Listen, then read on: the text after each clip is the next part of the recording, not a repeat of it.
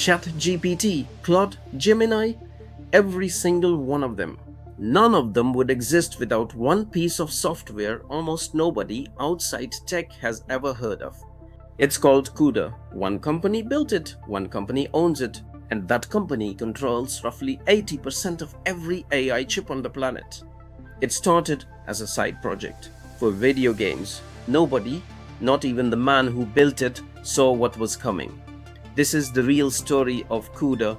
1993, three engineers, Jensen Huang, Chris Malachowski, and Curtis Preem, start a company in a Denny's diner in San Jose.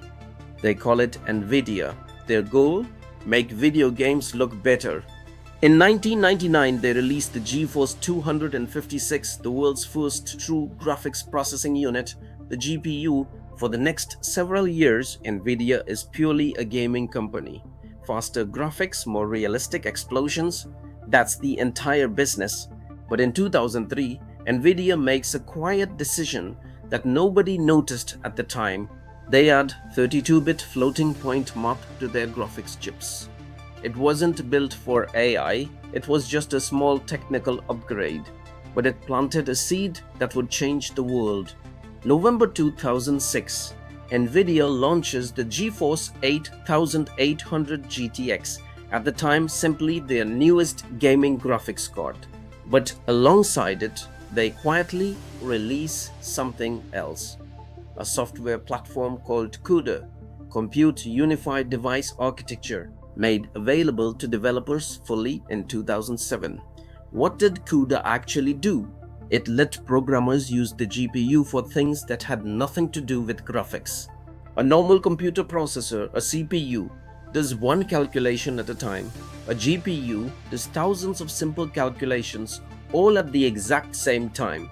For rendering a video game, that's perfect, millions of pixels calculated in parallel. But Jensen Huang realized something deeper. CUDA was the bridge.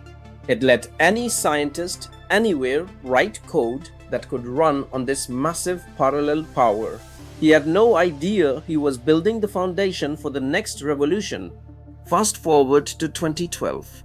A graduate student named Alex Krzyzewski builds a neural network called AlexNet. The result shocks the entire scientific community. AlexNet wins the ImageNet competition by a margin nobody had ever seen before. Using CUDA, neural networks could now be trained up to 100 times faster than on traditional processors. Without that speed, deep learning stays a niche academic curiosity. This is the moment modern AI was born, not in 2022, but in 2012. Jensen Huang saw what happened and made an enormous bet. NVIDIA pivoted almost entirely and rebuilt itself into an AI infrastructure company. So why exactly can't AI function without CUDA today? Every major AI framework, PyTorch, TensorFlow, JAX, is built to run through CUDA.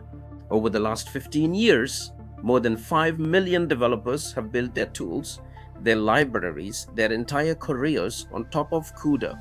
When OpenAI trains GPT, when Anthropic trains Claude, when Google trains Gemini, the vast majority of that training happens on NVIDIA GPUs.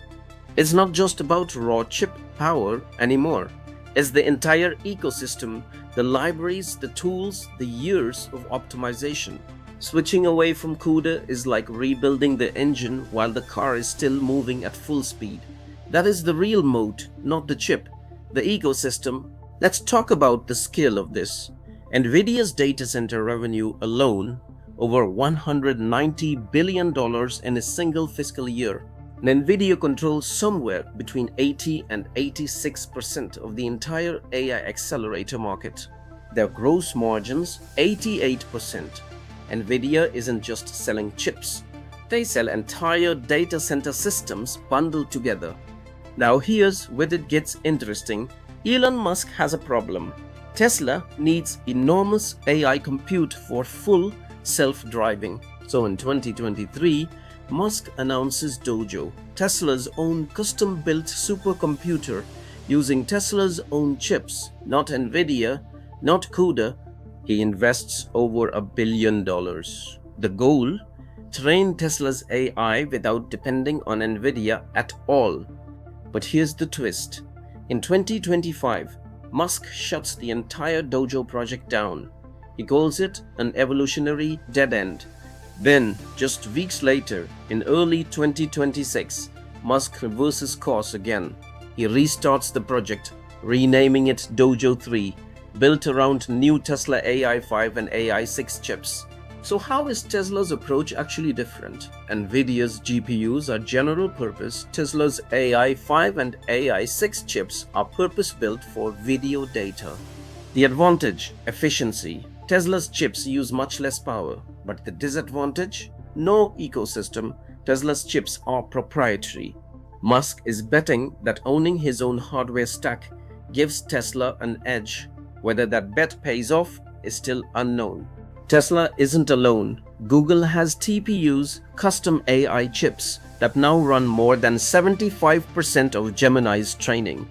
Amazon has Trainium chips processing over half of all Bedrock AI token traffic. Hardware is catching up. Performance is getting closer. But the CUDA ecosystem remains 10 times deeper than its nearest competitor. NVIDIA isn't worried about the chip race. They're defending 15 years of trust.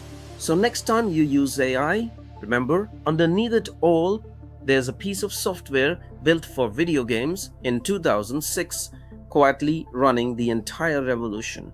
Do you think anyone will actually break NVIDIA's grip? Drop your answer below. Subscribe for more real tech stories every week.